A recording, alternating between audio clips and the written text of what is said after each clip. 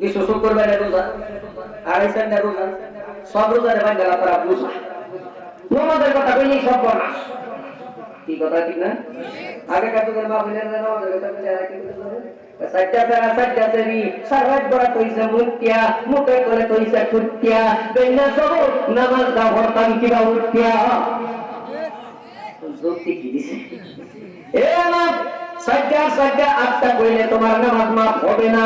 প্রসবের বেদনা উঠতে গেছে, কবর থেকে সন্তান বের হয়ে গেছে, এমন সময় যদি মহিলা হুঁশ থাকে, জ্ঞান থাকে, রক্ত পানি যদি না আসে, মাটির মধ্যে গাঁথা করো, গাঁথার মধ্যে তুলা দেও, তুলার উপর সন্তানের মাথা রেখা বইয়া বইয়া তুমি ইশারা ইঙ্গিতে নামাজ আদায় করো। এ সময় যদি মাফ না হয় আর হইল কোন সময়? মেয়েদের জন্য দুইটা সময় আছে নামাজ মাঝের কয়টা? কথা বলেন কয়টা? একটা হলো প্রতি মাসে 5 দিন অথবা 10 দিন, সন্তান হইলে করতে 40 দিন, 5 দিন 10 দিন 40 দিনের পরেও যদি অসুখ থাকে, অসুখ হইলেই নামাজ পড়া লাগবে, আর নামাজ ছাড়া যাবে আর কিছু না। মহিলাদের অবস্থাটা এই, একবার তবলিগে দেখুনছে আর জীবনে নামাজ পড়লে একটা হাতে 70 হাতের সওয়াব, এই ওয়াজ না হুনিয়া নামাজ কথা নিয়ে চিন্তা করতেছে।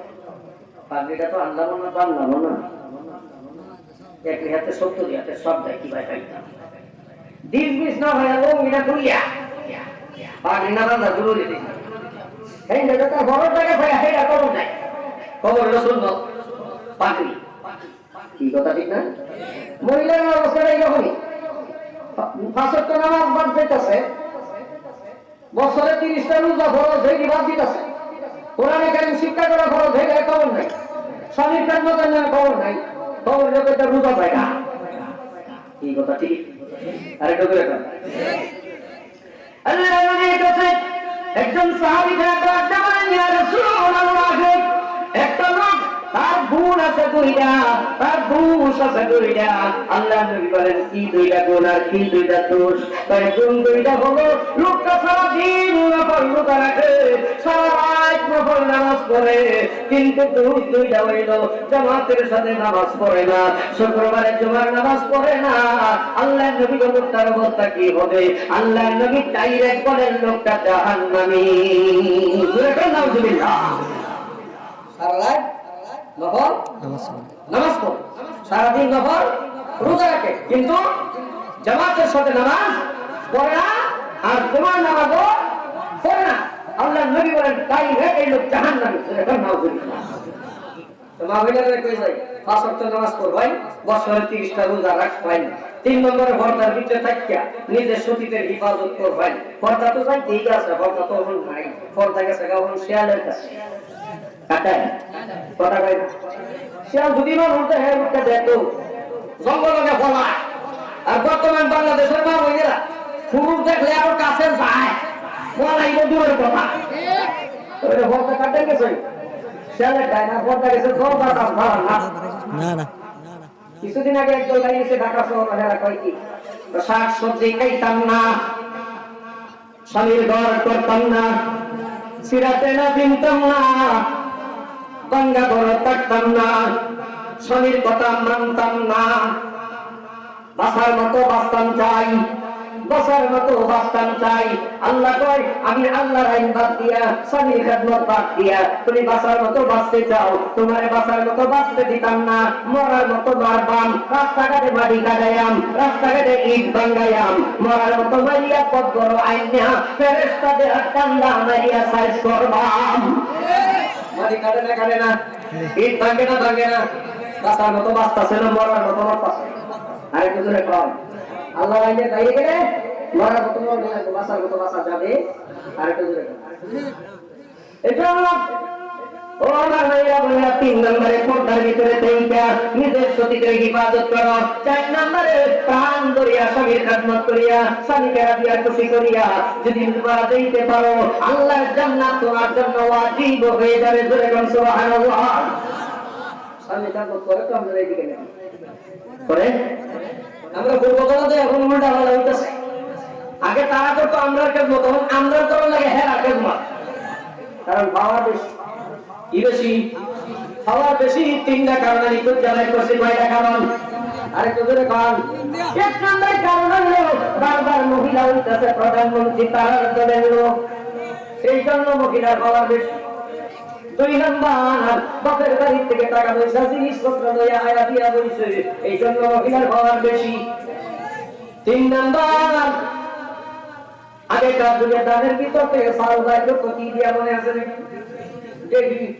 সারাদিন 1 মণ 1.5 মণ 2 মণ দানের ভিতর থেকে চাল বাইর করতে পাউডার হইয়া যাইত, টমাটো হইয়া যাইত, আতে মশলা ভিজতে আটুল হইয়া যাইত, রান্না হইয়া খাওয়াইয়া মারার মতো ভরিয়া ঘুমাইতো। জামাইর সাথে ঝগড়াই কোন সময় করবো, মার্কেটে কোন সময় যাইব, বাবার সময় ছিল না। তখন থেকে দেখি তখন থেকে মার্কেটের জুড়ে এমন বাড়ছে। বর্তমানে নারী বনে স্বামীদেরকে ধরে রেখে, ভালো লাগে না তাদের মার্কেট না করলে, ভালো লাগে না তাদের ভাগ্যে না গেলে, ভালো লাগে না তাদের সিনেমায় না গেলে, সাবধানে তারা প্রিয় নারী পর্দার আড়ালে।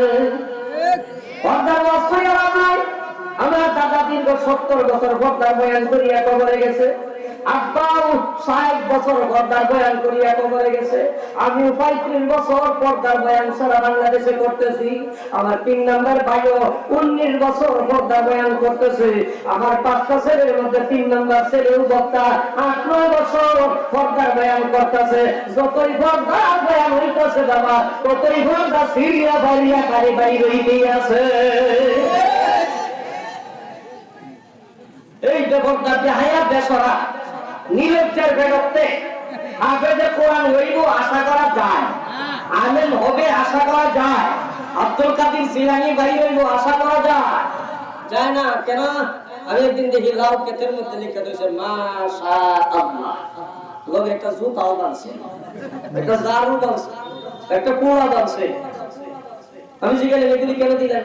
তোমার সে শখ লাগাইব তো এই জন্য দিলাম।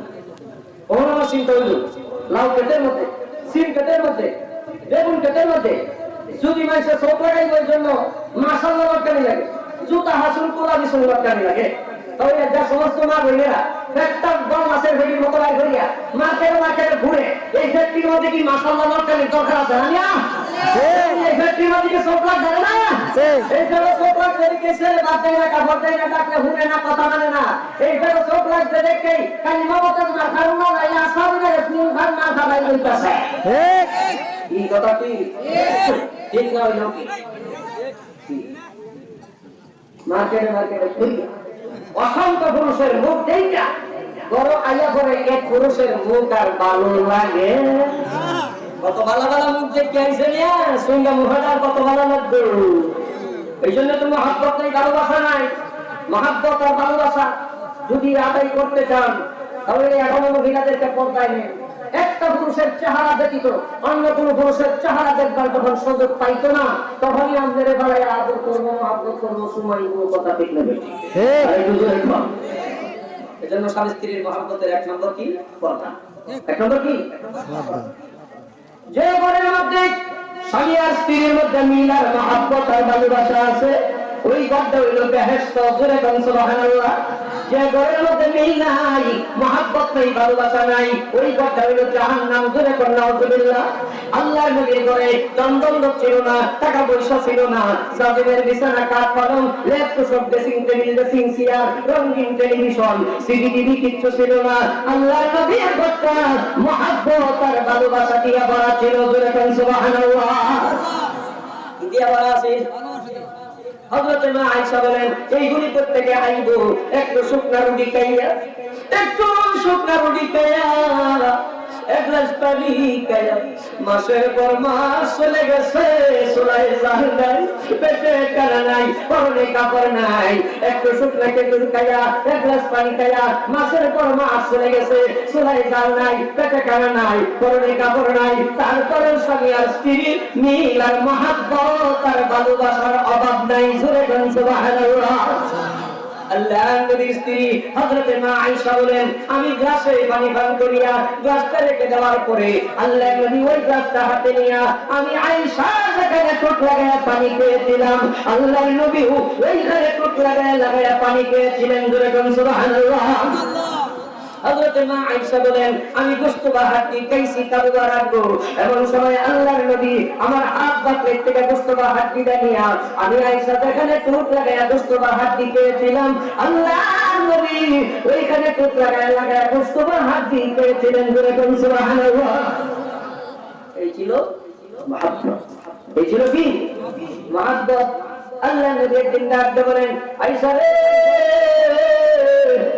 লোক দুইজনে মিলে একটু দৌড় খেলাই ওই যে দূরে একটা লক্ষ্য বস্তু দেখা যায় কে কার আগে দেখতে পারি না দুইজনে মিলে দৌড় দিই। দুইজনে মিলে দৌড় দিলেন। আসলে কি দৌড় খেলার শখ লাগছে নবীজি না দুইজনের মধ্যে একটু ফুর্তি আনন্দ করুন আর কি বুঝছেন না। দুইজনে মিলে দৌড় দিলেন। হযরতে মা আয়েশাকে নবীজি আগে দেখতে দিলেন। নবীজি ইচ্ছা করলে ঢিল মারিয়া পাশে করিয়া মা আয়েশাকে আগে দেখতে দিলেন। মা আয়েশা আগে যাইয়া লক্ষ্যবস্তুর কাছে যাইয়া পিছনের দিকে ফিরিয়ে ডাকতে বলেন নবীজি আপনি কিন্তু আমার সাথে দৌড়াইয়া পারেন নাই আমি কিন্তু আপনাকে বাগাইয়া দিছি। জোরে বলুন সুবহানাল্লাহ। আসলে কি বাগাইছে? বাগাইতে পারবো? নীল আকাশের নিচে জমিনের উপরে এমন কোন বীর পুরুষ আল্লাহ বানাইছে না আমার নবীকে বাগাই দিয়ে জোরে বলুন সুবহানাল্লাহ। কারণ পবিত্র কোরআন শরীফের পরে সবচেয়ে বড় কিতাব হলো বুখারী শরীফ। বুখারী শরীফের হাদিসের মধ্যে আছে আল্লাহ নবী বিশ্ব নবীর শরীরে আল্লাহ তাআলা 4000 পুরুষের শক্তি দান করেছিলেন। সুবহানাল্লাহ। নারায়ে তাকবীর। ওয়াহিদুল্লাহ যুক্তিবাদী সাহেব আজকের সম্মিলন 4000 পুরুষের শক্তি যে নবী শরীরে 4000 পুরুষের শক্তি আল্লাহ দিয়েছে এইটা বললে দিলে ভাগিয়ে দিব। হ্যাঁ নবীজি মুসকে হাসে দেখো না আরেকদিন খেলা ভাগে আর খেলা দেখে আবার কিছুদিন পরে দৌড়ের প্রতিযোগিতা। হযরতে মা আয়েশা বলেন আমি ওই দিনের তুলনায় আমার শরীরটা ভারী লাগতেছে ওজন লাগতেছে আমার নবীর সাথে আমি দৌড়ে পারলাম না নবী আগে চলে গেছে আমি হাঁপাতে যখন নবীজির কাছে গেলাম নবীজি মুসকে হাসে না বলেন আয়েশা ওই দিন তুমি আমারে বাগাইছিলা আজকে আমি নবী তোমারে বাগাইলাম। সুবহানাল্লাহ। এই যে মহব্বত এই যে ভালোবাসা। নবীজি একদিন ডাকতে বলেন আয়েশা আমাকে একটু গোসল করায় দিবা। কি করাই তো আমরা দায়িত্ব করাই হ্যাঁ তাই না মা দাদা যদি করলা ইয়ো দেওয়া একটু সঙ্গে আমার ঠোঁট দিয়া ওকে রে আত্রা হয়েছে নাকি লুলা হয়েছে ও হানি গোসল করাই লাগবো মরিয়া মরলে বলে আহিরি গোসল করাই তো থাকতেন না